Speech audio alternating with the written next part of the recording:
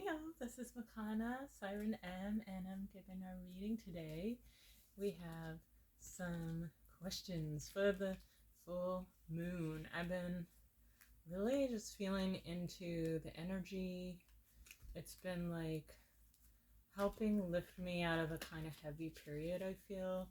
It definitely connects with a sense of self-containment, the Virgo vibe of I can organize my own thoughts. I can realign myself with what is supportive rather than what is unsupportive. It's almost like redirecting the river, like the stream of consciousness, and seeing instead of like a bunch of little fracturing off kind of dead ends that don't lead anywhere, kind of aligning us to a central kind of core line, which is really the essence of consciousness in intention. So let's solidify that a little bit and ask our guides, our angels, whoever you like to work with, identify it as just like source energy.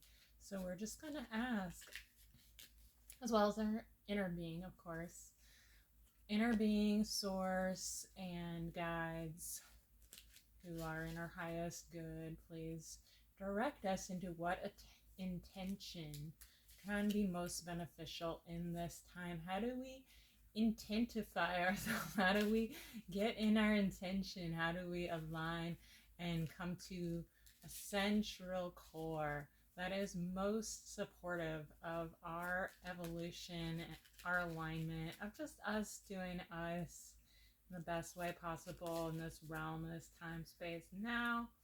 So what's our best intention? Okay, I'm feeling these. And I'll leave it there for now. Card number 1, Wheel of Fortune reverse. Card number 2, Strength. Number 4, 7 of Fire. And 10 of Fire. Wow. Yeah, so what I'm seeing is that there's a lot of awareness in this intention, awareness of both where we've come from, maybe a sense of powerlessness that was exaggerated by our own thinking, our own kind of misalignment with the truth of who we are, and the kind of worries that hang maybe more in terms of like the larger world. It could be obstacles we see on our path, something that, like this fallen tree here, something that we feel is blocking us or blocking our energy. Yeah, I also get that there is this sense of, that doom storm, a sense of heaviness, the world, the chaos of a larger force that's outside of our control. But then look at this card. So this being the Major Arcana along with the Wheel of Fortune, these are the two strongest cards here. And this is a very positive card. You can see the figure standing on the mountain. Maybe you can. It's very tiny. Tiny little warrior, but standing with such courage and force, a force of nature. You are forced to be reckoned with, and you have to hold that. So yeah, baby cakes, I think that this reading is all about gathering your strength to weather all storms. So our intention is to solidify our strength and own the truth of your power. So coming into your power means that you're realigning, you're coming back. Actually, this card reverse shows a kind of like green above. So sort of like things are actually not as bad as they seem. We're actually much more powerful than we give ourselves credit for. And that's also confirmed by this strength card, so that whatever is blocking you, this is meant to challenge you, and this is meant to get you to rally in your solidified strength. And this is also meant to gather your power so that you can face what is coming your way. You can face the chaos, you can face really anything that is larger than you, that feels like it's having some kind of impact. Like, it's the most important thing is who you are, and who you are is someone who is fearlessly stepping into you, and you're just like finding your own sense of, I got this. This is your mantra right now. Just like remind yourself daily. I would also, yeah, just remind yourself, I am enough, and my power is my own. I define my power. No one else can define that for me. No other life circumstance can define that for me. So step into your power, how you envision the biggest, fullest expression of that power can be. Just start to set little mini goals for yourself. So if you see yourself as someone who maybe has been acting in a disempowered way in the past, who maybe got engaged in drama or welfare that wasn't yours, but kind of, it was almost like, I get a sense that there's just two versions of the story. There's the disempowered version that you kind of like keep almost a little too even like locked in your subconscious, and then there's the above, the over story.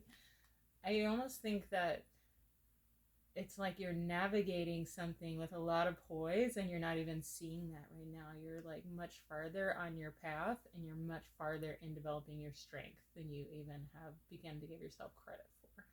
So this is your reading. Just give yourself that credit. I got this. Align yourself in the intention of strength and stepping into your power, and setting those small goals for yourself, so that like as you journal, if you do this, it's really a good tool to kind of like track your growth. So like maybe just jot down at the end of the day like something that you did that like, oh, that surprised me that I handled that situation. I set a boundary today where I was really uncomfortable around a boundary, like maybe this boundary around money or personal time that you like loathe to like bring those things up, but like you just said it and it was really effortless. So like anything that happens like that, like jot it down, and then just start to like revisit that journal as like weeks go by, and just like track all those little shifts. So just create for yourself that I can live into this more powerful version, this more powerful story than me. I am more powerful than I give myself credit for. I got this. I'm in my strength. I define my own power, not my past, not my situations. And you will actually see this shift. And I can say that because I declared that for myself, and it's really amazing that what you set as a parameter for your own life, you start to live into. Like your literal brain, your neurons will start to be like, oh, we gotta gear up for this, because this is what this bitch is up to now. Like, she's ready for a bigger battle. Like, she's stepping into power. Like, oh shit, we're gonna like have to level up. We're gonna have to evolve our consciousness. So absolutely start to hold those beliefs for yourself, and you will shift into your own actualization. You're also going to find more supportive evidence of these beliefs, because that is just what we do. Like, we set a belief for ourselves, and then it's almost like a plant takes root, starts to grow, and what happens? It starts to scatter seeds. And the seeds that scatter, like you could see this in like milk thistle, like they're everywhere. So you start to see more and more evidence. It just takes one little seed, okay? So rather than pulling out, every single evidence of your power by giving yourself disempowering thoughts or saying, I can never do that, I'm not able, just like cancel that. Like those narratives are done, and just start planting those seeds of empowerment and watch as they sprout, and encourage them, water them, visit them, give them that sunshine of like, you got this, you're strong, you're enough, you're doing it. And literally they're gonna spread more seed. Okay, they're gonna start to empower not only you but others in your community, and your light, your literal aura, is gonna start to grow and expand here. So that's your intention for this full super moon. I really hope that you're doing something awesome. I don't know, dance naked under the starlight. Who knows? I'm gonna go visit a Japanese garden and just like soak in the zen. So yeah, peace, love, and so much strength to you. You got this, okay? Love you. Ciao.